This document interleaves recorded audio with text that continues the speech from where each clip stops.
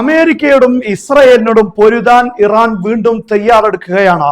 ഇപ്പോൾ ചൈനയിൽ നിന്നും മാൻപേഡ് എന്നറിയപ്പെടുന്ന പോർട്ടബിൾ പ്രതിരോധ സംവിധാനങ്ങൾ ഇറക്കാൻ പോകുന്നു. ഏകദേശം ഒരാഴ്ചക്കുള്ളിൽ ചൈനയിൽ നിന്നും 400 സിസ്റ്റങ്ങൾ ഈ ഇനത്തിൽപ്പെട്ടത് ഇറാനിലെത്തുമെന്നാണ് വാർത്ത വരുന്നത്. ഇത് യഥാർത്ഥത്തിൽ പ്രതിരോധ സംവിധാനങ്ങളിൽ സാധാരണ ഉപയോഗിക്കുന്ന S-400 ആണെങ്കിലും, അതുപോലെ തന്നെ ഇറാന്റെ പവർ ആണെങ്കിലും, അതേപോലെ തന്നെ അമേരിക്കയുടെ താഡ്, അതുപോലെ അയൺഡോം, ഈ സിസ്റ്റങ്ങൾക്കൊക്കെ 3 കൺട്രോൾ യൂണിറ്റ് വേണം. അതേപോലെ തന്നെ ലോഞ്ചർ വേണം, അതോടൊപ്പം തന്നെ റഡാർ സിസ്റ്റവും വേണം. ഇത് 3ഉം ചേർന്നാണ് ഈ പ്രതിരോധ സംവിധാനങ്ങളെല്ലാം പ്രവർത്തിക്കുന്നത്. എന്നാൽ ഈ പോർട്ടബിൾ സിസ്റ്റങ്ങൾ ഉപയോഗിക്കാൻ ഇതൊന്നും ആവശ്യമില്ല. നേരെ ഒരാൾക്ക് ചുമക്കാൻ പറ്റിയ രൂപത്തിലുള്ള മിസൈലും ആ മിസൈലിന്റെ ചെറിയൊരു ലോഞ്ചറും ഒരുമിച്ചാണ് വരുന്നത്.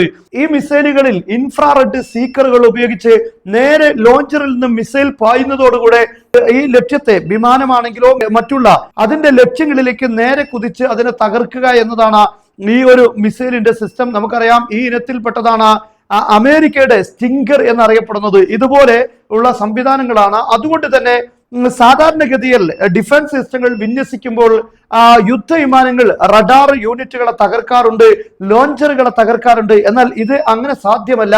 ഏതൊരു സൈനികരും മറഞ്ഞിരുന്ന് യുദ്ധവിമാനങ്ങളെ തകർക്കാൻ സാധിക്കും.